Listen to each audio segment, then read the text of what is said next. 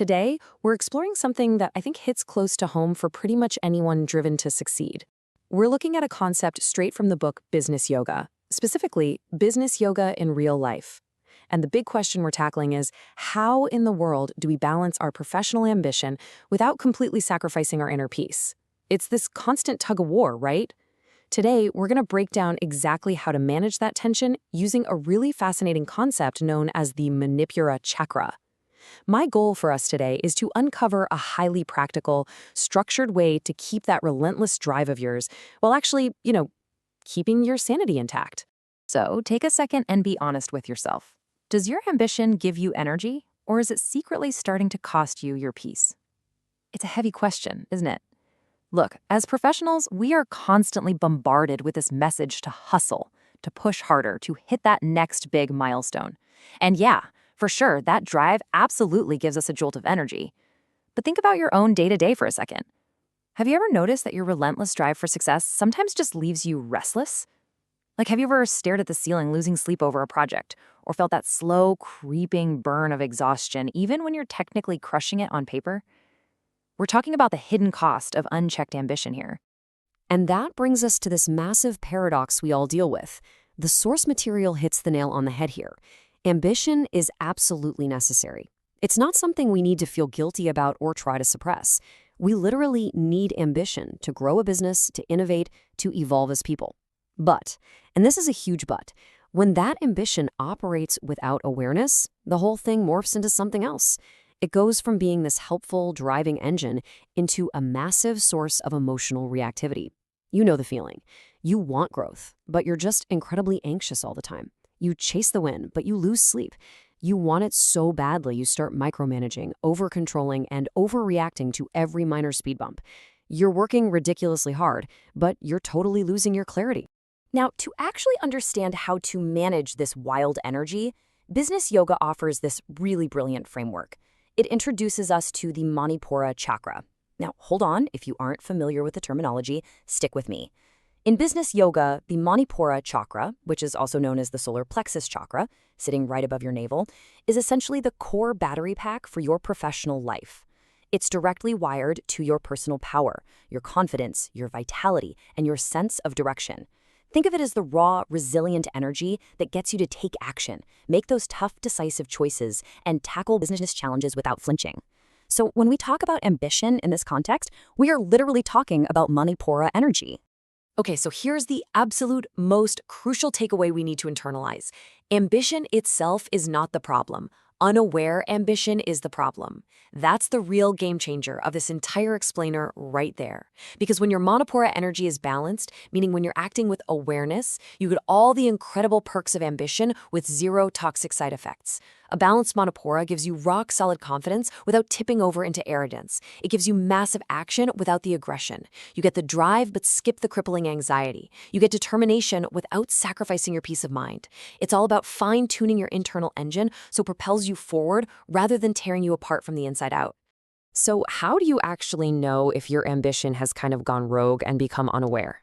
Well, the source breaks down 3 really practical signs of imbalanced ambition. Let's do a quick self-audit together. Number 1, you're constantly chasing the next goal, but you literally never feel satisfied. You hit a massive target, and instead of popping champagne and celebrating, you immediately start panicking about next quarter's numbers. Number 2, emotional reactivity.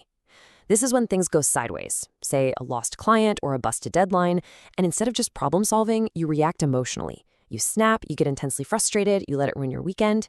And number 3, your entire self-worth is tethered to your results. If the numbers are up, you feel like a superhero. If they drop, you feel completely worthless. If any of this sounds familiar, your inner fire is probably burning a bit out of control. Hey, if you just recognize yourself in any of those, don't sweat it. We've all been there. The beauty of business yoga is that it gives us a highly actionable methodology to get things back on track. Here are 3 steps to balance out that ambition. First up, pause before you act. Before you make that high-stakes decision, just stop and ask yourself, am I doing this out of clarity or am I just reacting out of fear? Second, convert your ambition into direction. Ambition only becomes peaceful when it has a clear, defined path. That Manipura energy thrives on direction. It stops you from just aimlessly drifting or panic pivoting at every shiny new object. And third, regulate your emotions before execution. If you want peaceful ambition, you absolutely have to manage the fear, the frustration, and the impatience before you make your move. You've got to steady the ship before you crank the wheel. Let's ground this with a real-world example. Imagine a business owner who is dead set on scaling fast this year. They basically have two paths they can take. Path A is the chaotic path. This is driven entirely by unaware ambition. It is exhausting, it's full of relentless pressure, constantly doom-scrolling and comparing their business to competitors, reacting emotionally to every tiny setback, and completely sacrificing their peace of mind. Sure, they might actually grow their business, but man, at what cost? Now look at Path B, the balanced path. This one is guided by that centered Manipura energy. Instead of panic, there's clarity. Instead of chaotic pivoting, there's a steady, unwavering direction. It's built on mindful execution. They are absolutely still growing fast, but they're doing it with total intention, rather than pure desperation. And that perfectly sets up this incredible metaphor from the text. Manipura is the fire of action. Balanced, it gives warmth and movement. Uncontrolled, it burns peace. I absolutely love how this visualizes the whole concept. Just picture a fire in a fireplace, right? It warms the room, it gives off light, it's super inviting and incredibly useful. That is balanced ambition. But if that fire jumps out of the hearth and catches the rug, it burns the whole house down. That's uncontrolled, unaware ambition.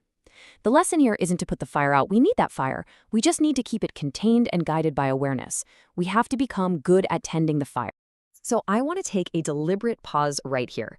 Think about your to-do list for today, or maybe your biggest, most audacious goal for this quarter. Got it? Okay, now ask yourself, is this goal coming from a true, deeper purpose, or is it just coming from a desperate need to prove yourself to someone else? Because if it's just about proving yourself, I can always guarantee it's going to drain your peace. But if it's rooted in a clear, deeper purpose, that's what gives you boundless, sustainable energy. Just kind of sit with that realization for a second. Which brings us to our final and honestly probably the most memorable thought from the source material. True ambition does not take you away from peace. It grows from peace. What an unbelievable reframe of how we usually think about success in the business world, right? You really don't have to choose between being highly successful and being calm. Actually, cultivating your inner peace makes your ambitions so much sharper, way more sustainable, and ultimately far more effective. You've got to keep your fire burning, but keep it balanced. So as you walk into your very next big business decision, ask yourself, are you going to let your ambition consume you, or are you going to use it to light the way forward?